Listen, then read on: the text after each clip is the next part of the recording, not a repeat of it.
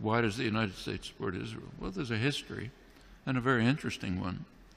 It actually goes back a long time. One thing to remember is that Christian Zionism is a very powerful force, which goes back long before Jewish Zionism.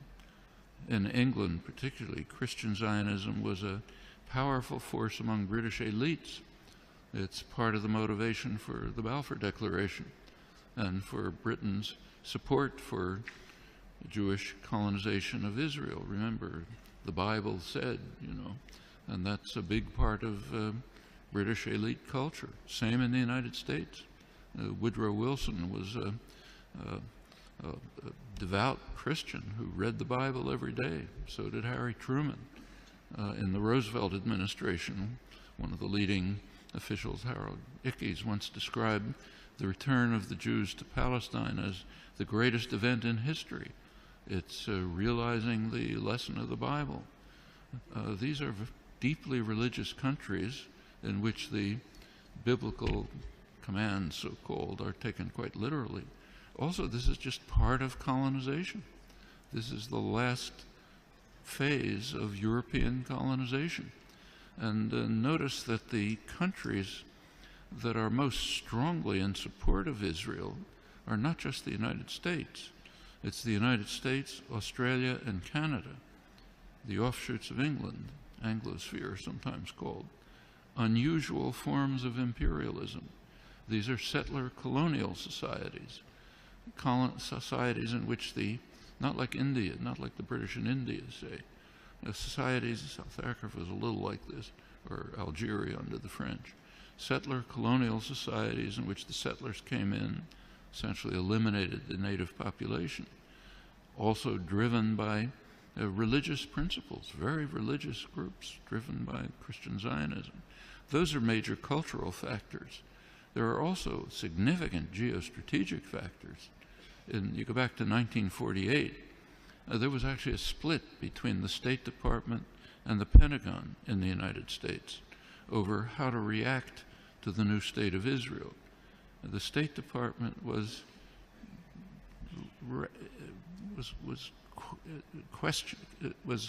not committed strongly to Israeli conquests, the establishment of the state, and was concerned about the refugees. It wanted an implementation of the refugee problem. The Pentagon, on the other hand, was very impressed with Israel's military potential. The Israeli military successes, if you look back at the internal record and declassified, the Joint Chiefs of Staff described Israel as the second largest military force in the region after Turkey and a potential base for U.S. power in the region. That continued. Can't run through the whole record, but in 1958, when there was a serious crisis in the region, Israel was the only state that strongly cooperated with Britain and the United States, and it won plenty of support from the governments and the military for that reason. 1967 is when the current relations with Israel were pretty much established. Israel performed a major service to the United States by destroying a secular Arab nationalism, a major enemy of the United States, and supporting radical Islam, which the U.S. supported. And it continues right until the present. Right now, we saw an example of that just during the latest Gaza attack.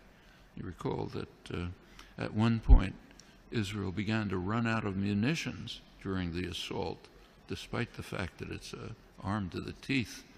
The United States provided Israel with additional munitions through the Pentagon. And notice where they were taken from.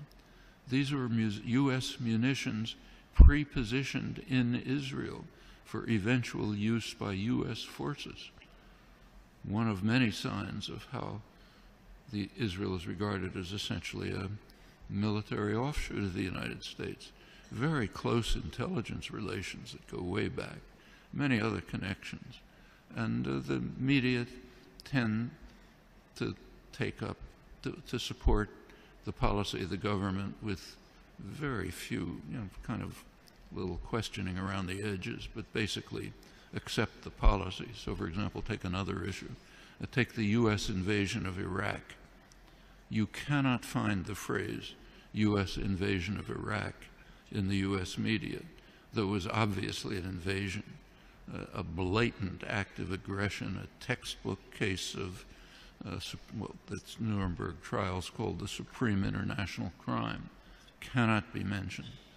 President Obama is praised as an opponent of the invasion. And what did he say? He said it's a mistake. It's a strategic blunder. We're not going to get away with it. That's the kind of opposition that you heard from the German general staff during Hitler's invasion of Russia. It's a blunder. Shouldn't do it. We should knock off England first.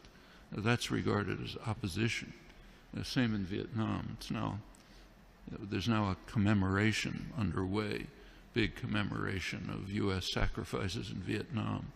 Try to find the phrase U.S. invasion of South Vietnam there or anywhere in the past year since 1961 when it took place.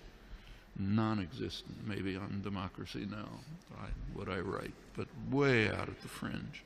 And this is not unique to the United States. Take, say, Britain. Right now there's interesting debates in the British literary journals, like the Times Literary Supplement, as to whether Britain should finally begin to recognize the genocidal, the word that's used, genocidal character of British colonization hundreds of years ago. Should Britain begin to face it? You can ask that question in many places.